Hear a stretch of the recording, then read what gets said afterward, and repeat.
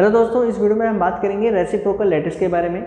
इस वीडियो में हम बात करेंगे उसकी डेफिनेशन, उसका कॉन्सेप्ट क्या है, सेकंड उसको किस तरीके से कंस्ट्रक्ट किया जाता है, थर्ड उसकी इंपॉर्टेंस क्या है, उसकी यूजेस क्या है, क्यों हम रेसिप्रोकल लैटिस के फंडे को लेकर आए हैं, क्यों हम उसे पढ़ रहे हैं, और नेक्स्ट उसके जो रेसिप्रोकल लैटिस के जो फॉर्मूले हैं, मतलब जो वेक्टर के जो फॉर्मूले होते हैं उनको भी हम इस वीडियो में ड्राइव करेंगे। क्लियर? तो चलिए भाई स्टार्ट करते हैं इस वीडियो को। तो सबसे पहले रेसिप्रोकल लैटिस को समझने से पहले लैटिस को समझना जरूरी है। सबसे पहले किसको समझना जरूरी है? लैटिस को समझना जरूरी है। अब यार ये लैटिस क्या होता है? देखो, एटम्स का कह लो, ये बहुत क्या कह लो, पॉइंट्स का अरेंजमेंट। अगर मान लीजिए ये एक स्पेस है, ये क्या है, एक स्पेस है, और इनमें मैं क्या काम कर रहा हूँ, पॉइंट्स को अरेंज कर रहा हूँ। अगर मैं पॉइंट्स को कुछ इस तरीके से अरेंज करूं कि हर एक पॉइंट की सराउंडिंग बिल्कुल सेम हो, बिल्कुल हुबहू हो, तब ऐसे अरेंजमेंट को हम क्या कहते हैं? लैटिस कहते हैं। क्या कहते हैं? लैटिस कहते हैं। यहां तक क्लियर है भाई? लैटिस आपको पता होगा क्या है। लैटिस बेसिकली क्या है, एक बार मैं फिर से रिपीट कर देता हूं। लैटिस बेसिकली क्या है कि हम क्या काम कर रहे हैं, पॉइंट्स को स्पेस में या फिर प्लेन में कुछ इस तरीके से अरेंज करें, कुछ क्या करें, इस तरीके से अरेंज करें कि हर एक पार्टिकल की या हर एक पॉइंट की सराउंडिंग सेम हो, उसको हम कहते हैं लैटिस। उसको हम क्या कहते हैं? लैटिस। अच्छा जी, ये बात समझ में आती है। अब जो लैटिस है वो दो तरीके के होते हैं, ध्यान समझना। लैटिस जो है उनको क्लासिफाई करा गया है दो तरीकों से। कौन कौन से तरीके हैं? एक तो है आपका डायरेक्ट लैटिस, एक है आपका डायरेक्ट लैटिस, जिसको क्रिस्टल लैटिस भी कहते हैं। जिसको क्रिस्टल लैटिस कह लो, क्रिस्टल लैटिस कह लीजिए, या फिर रियल क्रिस्टल कहते हैं, रियल लैटिस। क्या कहते हैं? Real lattice. इसके अनेक नाम हैं, नाम अनेक है लेकिन काम एक ही है। तो डायरेक्ट लैटिस बेसिकली क्या है, क्रिस्टल लैटिस कह सकते हैं या फिर इसको रियल लैटिस कह सकते हैं। ठीक है। सेकंड हमने क्या क्लासिफाई करा है? सेकंड है ये वाला जो आज हमें इसे पढ़ना है, रेसिप्रोकल लैटिस। Reciprocal lattice. ठीक है। अब ध्यान से समझना, डायरेक्ट लैटिस किसे कहेंगे? हमारे पास एक क्रिस्टल है, ध्यान सुनो, हमारे पास क्या है, एक क्रिस्टल है। क्या उसके अंदर लैटिस पॉइंट्स होंगे? क्या एटम्स अरेंज्ड होंगे? बिल्कुल होंगे। एक क्रिस्टल का क्या लैटिस होता है? बिल्कुल होता है। एटम्स क्या होते हैं? एक रेगुलरली क्या होते हैं? अरेंज्ड होते हैं, जिसको हम लैटिस कहते हैं। मतलब कि एक रियल लैटिस को जो एक्चुअल में एक क्रिस्टल के अंदर जो एटम्स का अरेंजमेंट जो बिल्कुल रियल है, उसको हम कहते हैं डायरेक्ट लैटिस। इसलिए इसको नाम दिया गया रियल लैटिस। रियल लैटिस समझ में आ रहा है? एक क्रिस्टल का बिल्कुल सटीक लैटिस। भाई एक क्रिस्टल है, जैसे फॉर एन एग्जांपल मान लीजिए ये मार्कर है, ये क्रिस्टल है, मान लेते हैं यार एक मार्कर है, चलो छोड़ो, एक सोडियम का मान लो, सोडियम का कह लो, या फिर किसी भी मेटल का मान लो एक क्रिस्टल है। ठीक है। अब उसके अंदर एटम्स कुछ इस तरीके से अरेंज है, यूं करके एटम क्या है, कुछ इस तरीके से अरेंज है। तो ये एक रियलिटी है भाई, रियल में ऐसे अरेंज है, तो इसको हम कहेंगे रियल क्रिस्टल, रियल लैटिस, जिसको हम कहते हैं डायरेक्ट लैटिस। तो डायरेक्ट लैटिस बेसिकली क्या है? एक्चुअल अरेंजमेंट ऑफ एटम्स या फिर लैटिस पॉइंट्स इन क्रिस्टल। ध्यान समझना, actual arrangement of lattice points in real crystal. जो भाई एक्चुअल में एक क्रिस्टल है, उसके अंदर जो एक्चुअल अरेंजमेंट होगा, किसका लैटिस पॉइंट्स का, जहां पर आप एटम्स रख सकते हो, उसको हम कहते हैं डायरेक्ट लैटिस। क्लियर? तो अब तक आपने जितनी भी सॉलिड स्टेट फिजिक्स पढ़ रखी है, उसके अंदर आपने अब तक जो डील करा है वो सिर्फ करा है डायरेक्ट लैटिस के साथ या फिर रियल लैटिस के साथ। ठीक है। अब हम जो बात करेंगे वो है रेसिप्रोकल लैटिस की। अब हम एक नए लैटिस की खोज करने वाले हैं या फिर पढ़ने वाले हैं, वो है रेसिप्रोकल लैटिस। अब ये रेसिप्रोकल लैटिस क्या है, तो इसको समझते हैं। क्यों हमने मतलब इसका कॉन्सेप्ट लेकर आए, क्यों हम इसे पढ़ रहे हैं, वो सब चीज़ें आपको बताएंगे। इसको हटा देते हैं पहले। ठीक है। तो डायरेक्ट लैटिस समझाना जरूरी था, डायरेक्ट लैटिस समझ में आ गया होगा। अब रेसिप्रोकल लैटिस समझो हम क्यों लेकर आए, ध्यान से समझना। मान लो एक क्रिस्टल है, मान लो क्या है, एक क्रिस्टल, ध्यान सुनना मेरी बात को। मान लो क्या है, एक क्रिस्टल है।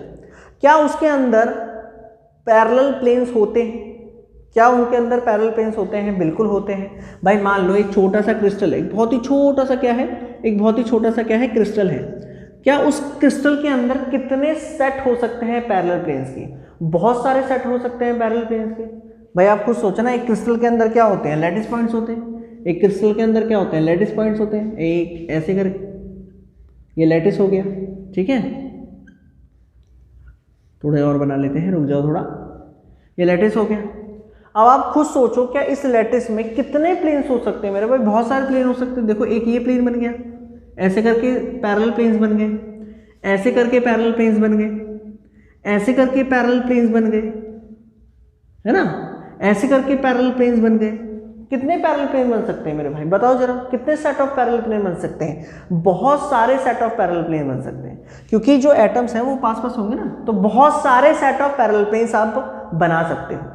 मैं कहना क्या चाह रहा हूँ? मैं ये कहना चाह रहा हूँ कि यार एक क्रिस्टल, एक छोटे से क्रिस्टल के अंदर जो सेट ऑफ पैरेलल प्लेन्स होंगे वो बहुत सारे होंगे, बहुत सारे होंगे। कोई ऐसे होगा, कोई ऐसे होगा, कोई ऐसे होगा, कोई ऐसे होगा, कोई ऐसे होगा, कोई ऐसे होगा, बहुत सारे क्या होंगे? Set of parallel planes.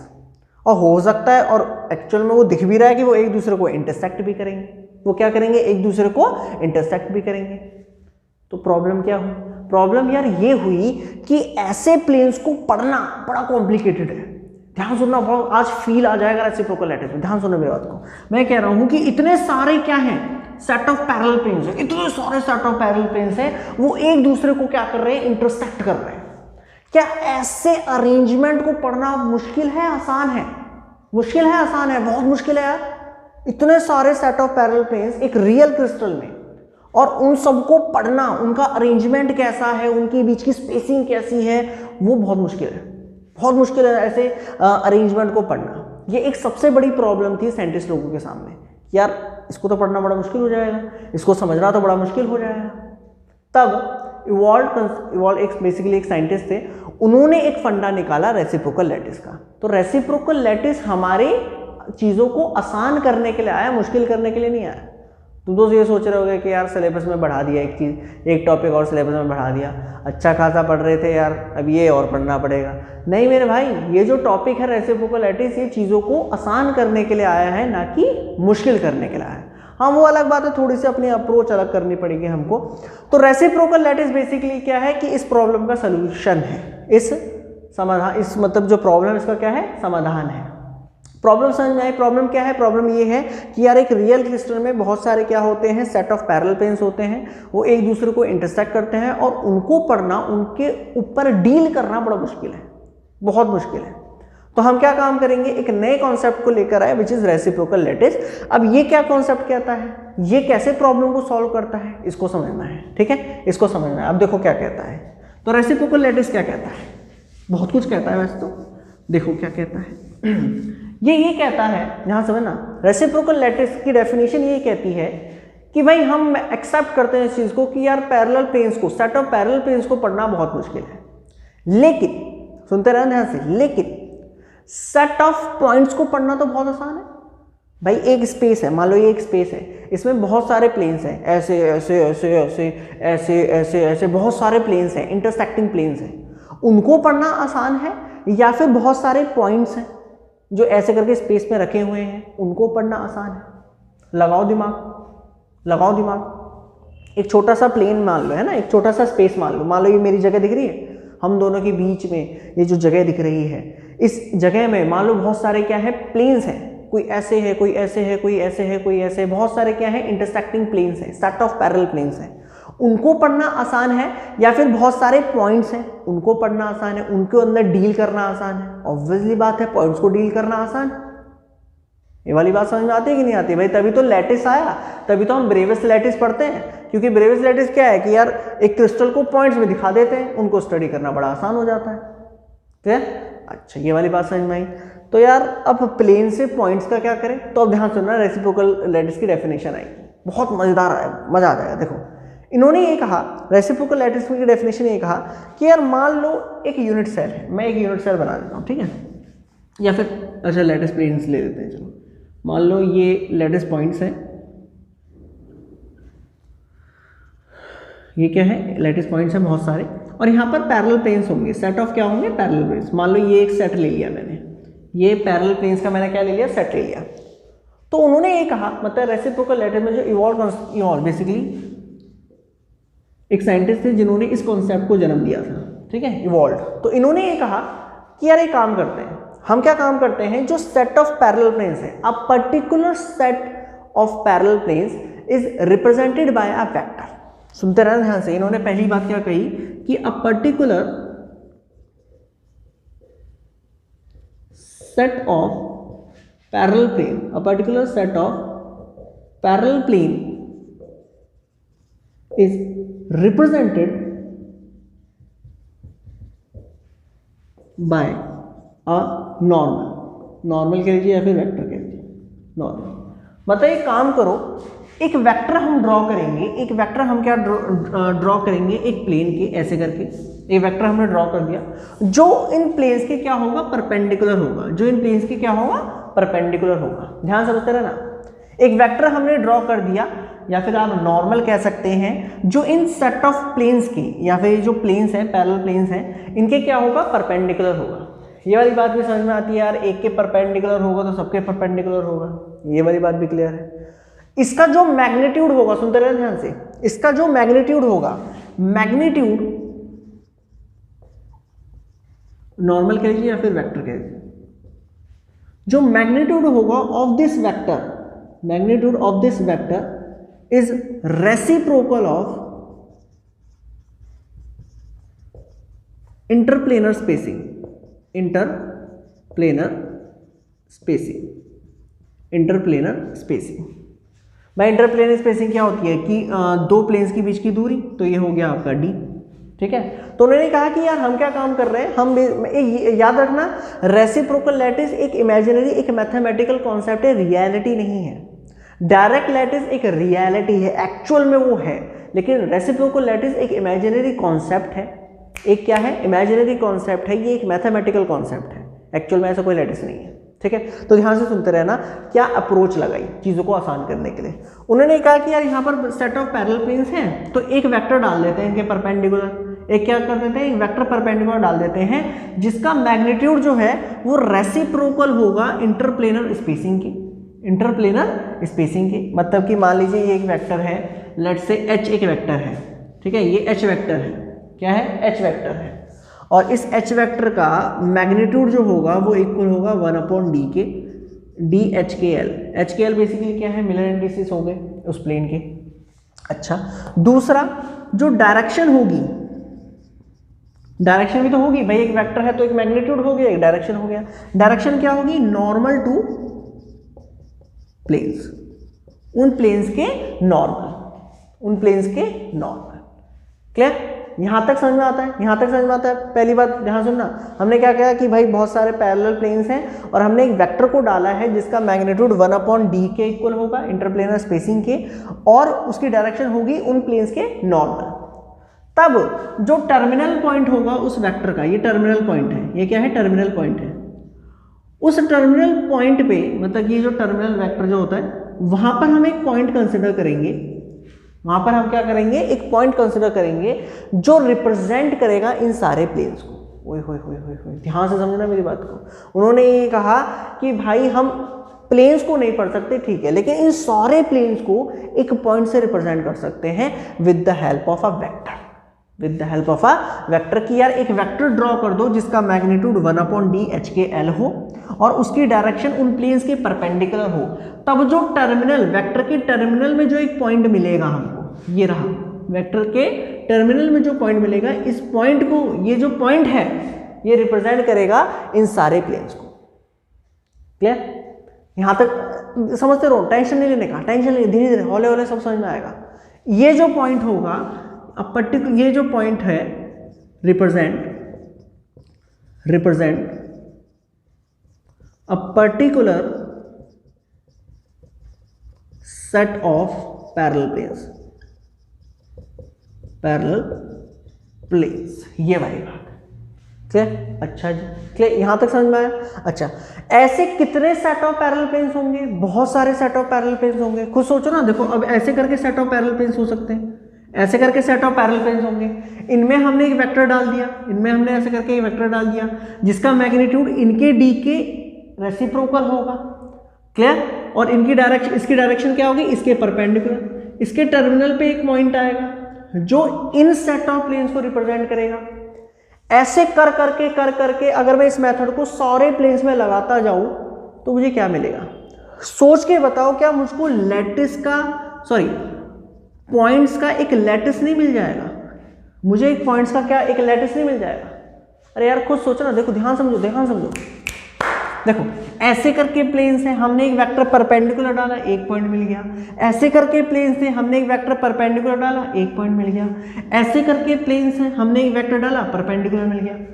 ऐसे करते रहेंगे करते रहेंगे करते रहेंगे, हमको क्या मिलेंगे, बहुत सारे पॉइंट्स मिल जाएंगे। हमें बहुत सारे क्या मिल जाएंगे मेरे भाई, पॉइंट्स मिल जाएंगे, मतलब एक लैटिस मिल जाएगा। लैटिस क्या है, arrangement of atoms in which all atoms having same surrounding. तो भाई यहाँ पर भी यही होगा।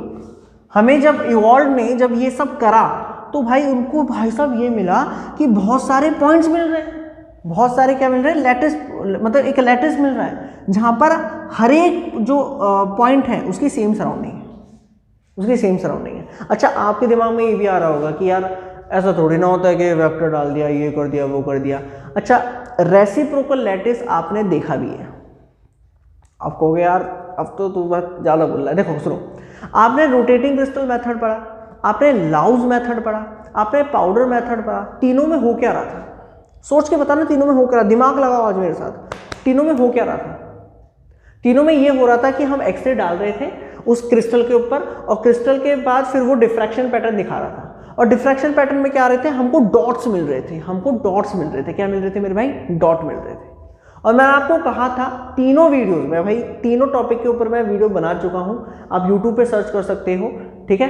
तो मैं वापस आता हूं, तो उन तीनों वीडियो में मैंने कहा था कि वो जो डिफ्रैक्शन पैटर्न के वो जो डॉट आते हैं जिनको लाउस स्पॉट कहते हैं, वो रिप्रेजेंट करते हैं एक सेट ऑफ पैरेलल प्लेन को, वो रिप्रेजेंट करते हैं एक सेट ऑफ पैरेलल प्लेन को। अरे मेरे भाई एक स्पॉट रिप्रेजेंट कर रहा है सेट ऑफ पैरेलल प्लेन्स को, यहां पर भी तो यही हो रहा है, एक पॉइंट ही तो सेट ऑफ पैरेलल प्लेन्स को रिप्रेजेंट कर रहा है। ओए होए होए होए होए, मतलब ये कि एक क्रिस्टल से जब जो डिफ्रैक्शन पैटर्न निकल कर आया है, एक क्रिस्टल से जो डिफ्रैक्शन पैटर्न निकल कर आया है, वो डिफ्रैक्शन पैटर्न ही उस क्रिस्टल का, उस क्रिस्टल लैटिस का रेसिप्रोकल लैटिस। क्या कह दिया, क्या कह दिया, क्या कह दिया, सुनो ध्यान से। मैंने ये कहा कि एक क्रिस्टल का आपने डिफ्रैक्शन पैटर्न मिल गया, एक क्रिस्टल का आपको डिफ्रैक्शन पैटर्न मिला ऑन फोटोग्राफिक प्लेट। वो जो डिफ्रैक्शन पैटर्न मिला है मेरे भाई, वो उस क्रिस्टल का ही रेसिप्रोकल लैटिस है, वो उस क्रिस्टल का ही रेसिप्रोकल लैटिस है, जहां पर हर एक लाउस स्पॉट, वो जो काला काला स्पॉट होगा ना, वो हर एक spot set of parallel planes को रिप्रेजेंट कर रहा है। इसी को ही रेसिप्रोकल लैटिस कहते हैं। क्लियर, मतलब कि जो डिफ्रैक्शन पैटर्न आया, इसको यहां लिख रहा हूं, ध्यान समझना, मतलब कि जो डिफ्रैक्शन पैटर्न आया है, diffraction pattern of crystal shows reciprocal lattice, reciprocal lattice. ये वाली बात क्लियर हुई, ये वाली बात क्लियर हुई। तो अब तक हमने भाई, एक बार अगर मैं इसको फाइनल करूं तो हमने क्या करा है, हमने कुछ नहीं करा, हमने बस ये करा है कि एक रियल क्रिस्टल में, एक डायरेक्ट क्रिस्टल लैटिस में बहुत सारे सेट ऑफ पैरेलल प्लेन्स हैं, उन सारे सेट ऑफ पैरेलल प्लेन्स को हमने एक पॉइंट से क्या करा है, रिप्लेस करा है। पॉइंट हमें कैसे मिलेगा, पॉइंट मिलाने मतलब कंस्ट्रक्शन में आपको बता देता हूँ, किसी भी पॉइंट से, मतलब कोई भी एक पॉइंट ले लो, ओरिजिन आप कहीं पर भी ले सकते हो, कोई भी एक पॉइंट ले लो ओरिजिन, मान लो मैंने यहाँ पर ओरिजिन ले लिया और उससे एक वेक्टर डाल दिया, मतलब उन प्लेन्स के जो भी प्लेन है उनके परपेंडिकुलर क्या डाल दिया, एक वेक्टर डाल दिया, जिसका मैग्नीट्यूड जो होगा वो 1/d(h(k)l होगा, और जिसकी direction normal to the plane होगी, उस प्लेन के नॉर्मल होगी। क्लियर, और वेक्टर ड्रॉ कर दिया, उस वेक्टर के टर्मिनल में आपको एक पॉइंट ड्रॉ करना है, और वो पॉइंट रिप्रेजेंट करेगा किसको, वो पॉइंट रिप्रेजेंट करेगा किसको, अब सेट ऑफ पैरेलल प्लेन्स को। याद रखना, इन रेसिप्रोकल लैटिस, हर एक लैटिस जो होगा, हर एक पॉइंट होगा, वो रिप्रेजेंट करेगा किसको, a particular set of parallel planes को। यहां तक क्लियर है, रेसिप्रोकल लैटिस कंस्ट्रक्ट करना आ गया, रेसिप्रोकल लैटिस का मीनिंग आ गया। अगेन इसको लैटिस क्यों कह रहे हैं, ऑब्वियसली बात है, यहां पर एटम्स का अरेंजमेंट बनेगा।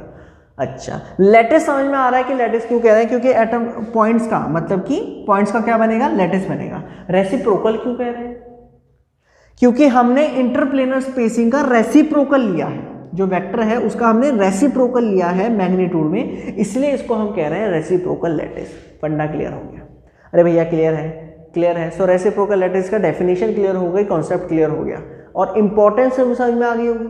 मैं 3 चीज़ें आपको बताई अब तक, मैंने उसकी डेफिनेशन बता दी। डेफिनेशन क्या है? डेफिनेशन बेसिकली यही है कि ये डेफिनेशन है पूरी, क्लियर? मतलब डेफिनेशन कंस्ट्रक्शन इसका एक ही है, क्लियर? यहाँ तक से ये डेफिनेशन हो गया, उसका कंस्ट्रक्शन हो गया, और उसका बेसिकली उसकी इंपॉर्टेंस हो गई, यूजेस हो गई, भाई उसकी इंपॉर्टेंस क्या है रेसिप्रोकल लैटिस की। यहाँ तक क्लियर है? यहाँ तक क्लियर है? तो भाई वीडियो को पॉज करके इसको नोट करना चाहें तो नोट कर सकते हैं, नहीं करना चाहते तो हम हटा देते हैं। तो अब हमें क्या पढ़ना है, ध्यान समझो। अब हमें क्या करना है, अब हमें इसको ट्रीट करना है, मतलब कि हमें अब एक डेरिवेशन में आपको कराऊंगा, primitive translation vector in reciprocal lattice. मैं बताता हूँ, करके बताता हूँ, ऐसा समझ में नहीं आएगा, इसको हटा देते हैं, ठीक है? चलिए, उम्मीद है आपको समझ में आ गया हो, ठीक है? पेपर में देखो, पेपर में ऐसे लिख लेना, जो भी मतलब देख रहे होंगे मुझको, बीएससी वाले होंगे या एमएससी वाले होंगे, भाई पेपर में लिख लोगे तो आपको समझ में आना चाहिए कि होता क्या है रेसिप्रोकल लैटिस, आपको समझ में आना चाहिए, आपको कॉन्सेप्ट क्लियर होना चाहिए। अगर आपको कॉन्सेप्ट क्लियर है ना तो भाई आप बना के लिख लोगे, पेपर में लिख लोगे, ऐसे ही बिल्कुल मस्त सा बना के लिख लेना, ठीक है? इसलिए नोट भी कर लेना, पेपर में तुम लिख लोगे, इसकी टेंशन मत लो, क्लियर? समझ लो, अगर समझोगे नहीं तो फिर दिक्कत हो जाएगी, ठीक है? अब चलो, ज़्यादा भाषण नहीं देते हम। अच्छा, तो भाई तक अब तक की कहानी क्या थी? अब तक की कहानी ये थी कि भैया अगर हमें रेसिप्रोकल लैटिस को क्या करना है, ड्रॉ करना है, तो हम क्या काम करेंगे, वेक्टर्स डालते चले जाएंगे एक सेट ऑफ पैरेलल प्लेन्स में, और टर्मिनल, उस वेक्टर के टर्मिनल पे एक पॉइंट बना देंगे जो बेसिकली रेसिप्रोकल लैटिस होगा। हर एक रेसिप्रोकल लैटिस जो है, लैटिस पॉइंट, रेसिप्रोकल लैटिस के अंदर जो पॉइंट आएगा वो रिप्रेजेंट करेगा सेट ऑफ पैरेलल प्लेन्स, ठीक है? अच्छा, अब यहां पर देखो हम क्या करेंगे, हम बात करेंगे प्रिमिटिव ट्रांसलेशनल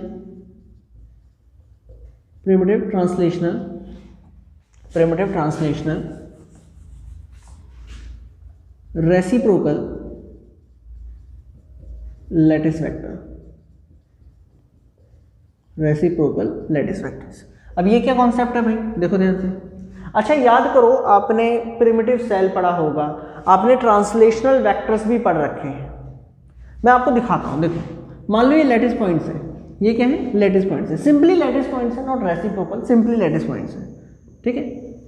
अच्छा, ट्रांसलेशन वेक्टर क्या होता था, A vector, B vector, C vector क्या होते थे? ए वेक्टर क्या होता था कि भाई आप एक्स एक्सिस पे कितना चले वो हो जाता था ए वेक्टर, अब वाई एक्सिस पे कितना चले वो हो जाता था बी वेक्टर, अब जेड एक्सिस पे कितना चले इधर आएगा, ठीक है, सी वेक्टर।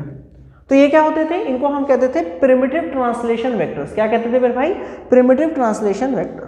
कि आप एक्स पे कितना चले, तो एक्स पे हम A vector, A vector, A vector, B vector, B vector, B vector, C vector, C vector, C vector, ठीक है? उसके बाद इनका एक रिजल्टेंट आता था जिनको हम कहते थे translation vector, which is T vector, और टी वेक्टर आता था हमारा A vector plus B, sorry H A vector plus K B vector plus L C vector, कुछ इस तरीके से, ठीक है? ट्रांसलेशन वेक्टर क्या दिखाता था? ट्रांसलेशन वेक्टर ये दिखाता था कि भाई हम इस पॉइंट पर हैं तो हम टी वेक्टर ऊपर गए और हम इस पॉइंट पर आ गए, और जो सराउंडिंग्स है उसमें कोई चेंज नहीं आया। मतलब कि ये ट्रांसलेशन सिमेट्री होती थी कि क्रिस्टल के अंदर घूम रहे हैं, इस पॉइंट से उस पॉइंट पे गए, इस पॉइंट से उस पॉइंट पे गए, सराउंडिंग्स को देखा, सराउंडिंग सेम थी, तो मतलब वो लैटिस है, वो सिमेट्रिक है, ट्रांसलेशन सिमेट्रिक वेक्टर। याद है कि नहीं है? क्लियर? तो ये तो हमने देखा था डायरेक्ट लैटिस में, जब हमारे पास लैटिस पॉइंट थे। अब रेसिप्रोकल लैटिस में हम कैसे देखेंगे भाई? रेसिप्रोकल लैटिस का भी तो एक प्रिमिटिव होगा, ये ट्रांसलेशन वेक्टर है किसका? डायरेक्ट लैटिस का। रेसिप्रोकल लैटिस में भी तो एक ट्रांसलेशन वेक्टर होगा जिसको रेसिप्रोकल लैटिस वेक्टर कहते हैं, रेसिप्रोकल लैटिस वेक्टर कहते हैं। अब देखो जरा उसको और समझाते हैं, ये समझ में आया? तो यहाँ पर हमने क्या बताया, यहाँ पर हमने बताया कि यार एक रियल लैटिस में एक ट्रांसलेशन वेक्टर होता है जो क्या करता है, एक पॉइंट से दूसरे पॉइंट पे जाने में मदद करता है, which is T equal to this, ठीक है? सो रेसिप्रोकल लैटिस में भी एक वेक्टर होगा, तो वो वेक्टर क्या होगा, चलो उसे देखते हैं, देखें जरा ध्यान से। तो मान लीजिए भाई यहां पर हमने क्या काम कर दिया, एक यूनिट सेल ले ली, एक यूनिट सेल ले ली, एक क्यूबिक यूनिट सेल ले ली हमने ऐसे करके,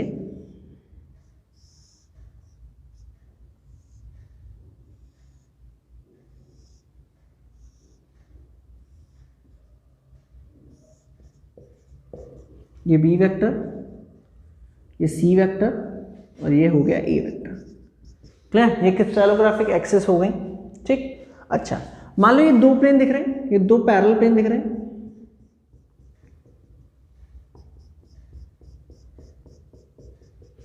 ये पॉइंट ले लिया मैंने O, इनको नाम दे देते हैं, ये हो गया D E F, उसके बाद ये हो गया P Q R S।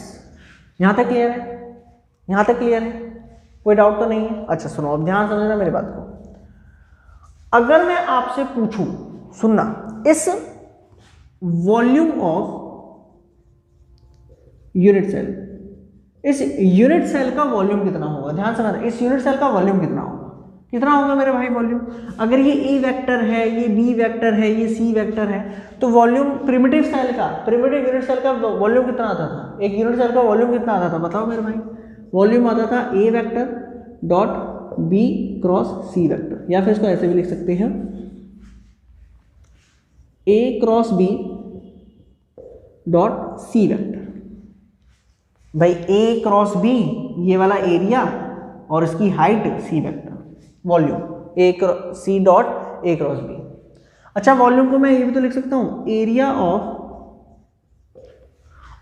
ओ D E F, O D E F into height, height क्या हो जाएगी? ओ एस, ओ एस। यहां तक क्लियर है? मैं अगर इसका वॉल्यूम निकालूं तो वॉल्यूम क्या होगा? देखो area into height, area into height, ऐसे तो निकालते हैं भाई। सिलेंडर है, उस सिलेंडर का वॉल्यूम क्या करेंगे? सर्कुलर पार्ट का एरिया इंटू हाइट, तो पाई आर स्क्वायर एच, ऐसे यहाँ पर। क्लियर? यहाँ तक क्लियर है? बहुत बढ़िया। अब सुनिए, ध्यान से ना, V equal to area of this, ये जो प्लेन है इसका एरिया कितना होगा भाई? A cross B, A cross B vector, भाई A vector cross B vector. ठीक है, उसके बाद नॉर्मल इंटू ए, आपका हो गया हाइट, हाइट है आपकी OS, हाइट आपकी क्या है? OS। ठीक है, और मुझे सोच के बताओ ये OS क्या है? दिमाग लगाना, OS क्या है? क्या है OS? ये OS क्या है? ये OS बेसिकली है इंटरप्लेनर स्पेसिंग, HKL। भाई मान लो ये प्लेन जो है वो HKL है, तो दो प्लेन्स की दूरी को क्या D नहीं कहते भाई? ये दो प्लेन्स है, इनकी दूरी को क्या कहेंगे? DHKL। समझ में आया? देखो दो प्लेन ऐसे करके है ना, तो इनकी दूरी कितनी होगी? DHKL। क्लियर? सो हाइट के बेस में मैं क्या लिख सकता हूँ? DHKL। अब यहां तक समझ में आया? अच्छा, तो क्या मैं ये लिख सकता हूँ 1/DHKL equal to A cross B upon में वॉल्यूम। भाई ये इधर आ गया, ये नीचे चला गया। ठीक, यहां तक क्लियर है? अच्छा, तो फिर तो भाई मैं ये भी लिख सकता हूँ A क्रॉस B डिवाइड में V कितना है? V है हो गया ये C vector dot A cross B vector. Clear?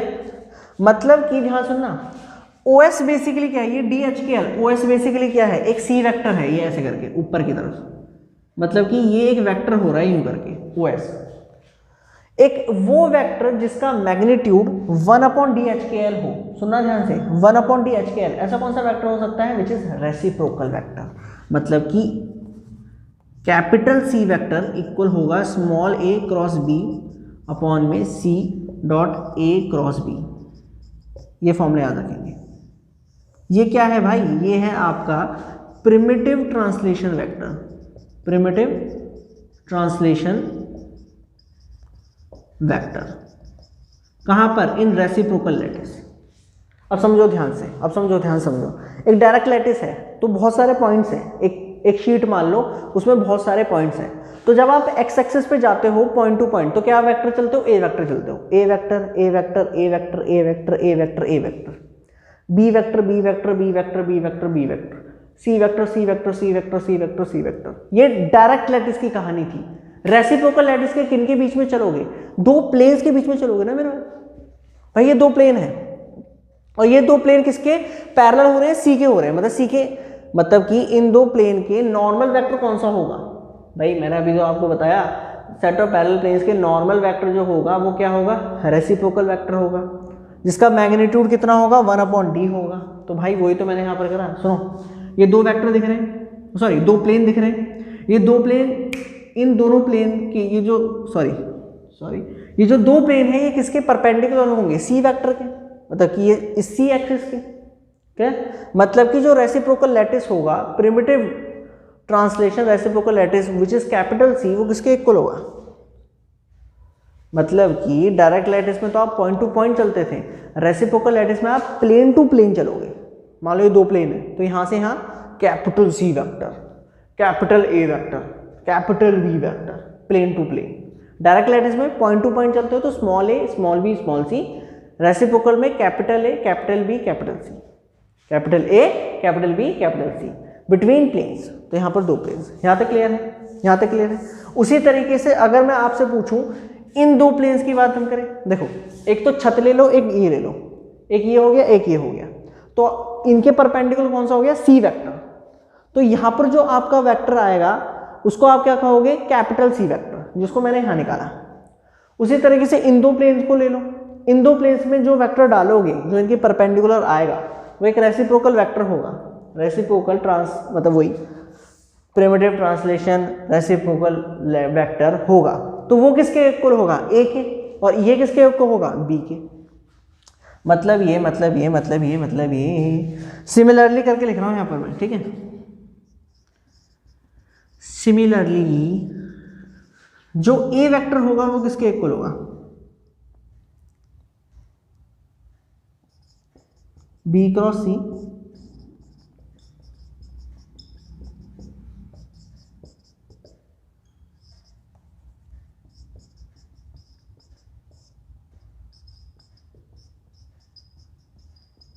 कुछ इस तरीके। ये बेसिकली क्या है भाई, ये हैं आपके primitive translation vector in reciprocal lattice, primitive translation vector in reciprocal lattice. यहाँ तक क्लियर है। मतलब कि भाई डायरेक्ट लैटिस में आप पॉइंट टू पॉइंट चलते हो तब आपको वहाँ पर मिलते थे small A small B small सी, तब आप इस रेसिप्रोकल लैटिस में आप क्या चलोगे, प्लेन टू प्लेन चलोगे, इस प्लेन से उस प्लेन पे। तो इन दोनों प्लेन के लिए हमारे पास एक वेक्टर आएगा विच इज कैपिटल सी, उसका फॉर्मूला आया ये। इन प्लेन के लिए ये वाले और ये वाले, इन दोनों के लिए परपेंडिकुलर कौन सा वेक्टर है, बी वेक्टर, तो इसका आया ये कैपिटल बी। उसके बाद आमने सामने वाले ये दोनों हैं, इनके लिए आ रहा है आपका ए, इनके लिए कौन सा आ रहा है, ए, विच इज ए वेक्टर। ठीक है, क्लियर है, क्लियर है, यहाँ तक समझ में आया, कोई डाउट है? यहाँ समझना, जैसे लेटिस पॉइंट थे ना, लेटिस पॉइंट थे, तो यहाँ से यहाँ जा रहे हैं तो ए वेक्टर, यहाँ से यहाँ जा रहे हैं तो बी वेक्टर। तो अब यहाँ पर प्लेन टू प्लेन चल रहे हैं तो ये वाले वेक्टर कहेंगे, ना कि ये। ठीक है, ये नहीं कहेंगे, ये नहीं कहेंगे, ये वाले कहेंगे। क्लियर है, क्लियर है, नोट करें भाई साहब इसको। अच्छा, अब इन इससे समझ में क्या आ रहा है, ध्यान समझना। क्लियर, डेरिवेशन बिल्कुल ऐसे लिख लेना अपने एग्जाम्स में। इसे समझ में क्या आ रहा है, इससे एक बात समझ में आ रही है, क्या समझ में आ रहा है? अगर मैं इन फॉर्मूलों को ध्यान से देखूं, इन फॉर्मूलों को ध्यान से देखूं, कौन कौन से फॉर्मूले आए? 3 फॉर्मूले आए। कौन कौन सा है? 3 फॉर्मूले आए। कौन कौन से? देखो, ए वेक्टर इक्वल टू, अच्छा कभी कभी इन फॉर्मूलों को ऐसे भी लिख देते हैं, 2 पाई बी क्रॉस सी अपॉन में ए वेक्टर डॉट बी क्रॉस सी।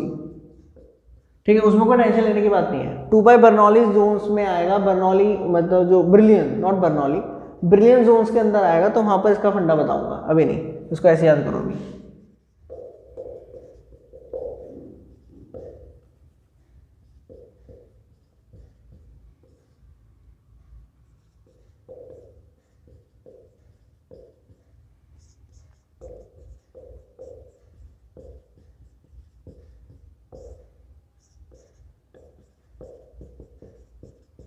ठीक है, तो ये 3 फॉर्मूले निकल कर आए, ये 3 फॉर्मूले निकल कर आए। अब सुनो, ध्यान से सुनना, ध्यान से सुनो मेरी बात को, बिल्कुल ध्यान से। ये डायरेक्ट लैटिस था, यहां पर आप ए चलते थे, यहां पर आप बी चलते थे, उसके बाद एक ट्रांसलेशन वेक्टर आता था टी।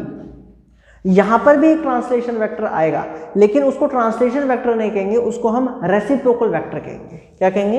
Reciprocal vector. तो रेसिप्रोकल वेक्टर को किससे डिनोट कर रहे हैं मेरे भाई? रेसिप्रोकल वेक्टर को हम डिनोट कर रहे हैं किससे? या तो हम एच से करते हैं या तो आर से। तो आर वेक्टर किसके इक्वल होगा? H A vector plus K B vector plus L C vector. Clear? मैं एक बार से फिर बता देता हूँ, capital A, capital B, capital C primitive translation vectors हैं इन रेसिप्रोकल लैटिस। ए जो है वो सिर्फ और सिर्फ दिखा रहा है किसके लिए, एक्स एक्सिस के लिए, ए एक्सिस के लिए। बी किसके लिए दिखा रहा है, वाई एक्सिस के लिए, मतलब कि स्मॉल बी एक्सिस के लिए। और सी किसके लिए दिखा रहा है, जेड एक्सिस के लिए, मतलब कि स्मॉल सी एक्सिस के लिए। और ये क्या है, ये टोटल रेसिप्रोकल लैटिस वेक्टर है। ये आपका क्या है, रेसिप्रोकल लैटिस वेक्टर कह लो या सिंपली वेक्टर कह लो। ठीक है? यहाँ पर एच के एल बेसिकली क्या है, मिलर इंडिसेस है, इंटरसेप्ट्स है किसके, प्लेन्स के। ठीक है? एच के एल सबके लिए सेम होगा, इसके लिए सेम होगा, इनके लिए सेम होगा, इनके लिए सेम होगा। पैरेलल सेट ऑफ प्लेन्स के लिए एच के एल की वैल्यू सेम रहेगी। यहाँ तक कोई डाउट है? यहाँ तक कोई डाउट है? अच्छा, एक बात और ध्यान से समझ लीजिएगा, यहाँ पर छोटी छोटी कंडीशंस हैं। छोटी छोटी कंडीशन देखो क्या है कि अगर आप इन फॉर्मूलों को ध्यान से देखें तो एक बात समझ में आ रही है कि जो ए वेक्टर है वो नॉर्मल है बी के और सी के, जो बी वेक्टर है वो नॉर्मल है सी के और ए के, और जो सी वेक्टर है वो भी नॉर्मल है किसके, ए वेक्टर एंड बी वेक्टर के। तो इससे निकल कर क्या है, इससे निकल कर क्या है, इससे एक बात निकल कर आ रही है कि अगर मैं आपसे पूछूं ए वेक्टर का डॉट प्रोडक्ट निकालें ए से तो कितना होगा भाई, कैपिटल ए वेक्टर और ए वेक्टर, सॉरी दोनों ही है, कैपिटल ए वेक्टर और स्मॉल ए वेक्टर दोनों एक के ऊपर एक है, मतलब कि इनकी वैल्यू क्या आएगी 1, क्योंकि थीटा यहाँ पर 0 है। अगर मैं आपसे पूछूं A vector dot B vector, ये याद रखना small A small B small C direct lattice के लिए है, और capital A capital B capital C reciprocal lattice के लिए है। तो ये कितना आएगा 0, क्योंकि नॉर्मल है, cos 90 की वैल्यू 0 हो जाएगी। उसके बाद ए वेक्टर डॉट सी वेक्टर की वैल्यू कितनी आएगी 0, ऐसे ही बाकी निकल जाएगा 0 1 0। उसी तरीके से C dot A vector 0 0 1। Clear? तो ये वाली याद रखिएगा कंडीशंस को। क्लियर? समझ में आया? सो आई होप आपको रेसिप्रोकल लैटिस समझ में आया हो। हमने बात करी रेसिप्रोकल लैटिस की डेफिनेशन, उसका कॉन्सेप्ट, उसकी इंपॉर्टेंस और रेसिप्रोकल वेक्टर्स का एक derivation. Clear? So I hope आपको मतलब ये वीडियो अच्छी लगी हो, आपको समझ में आया हो रेसिप्रोकल लैटिस का फंडा। इस वीडियो में इतना ही। Thank you so much.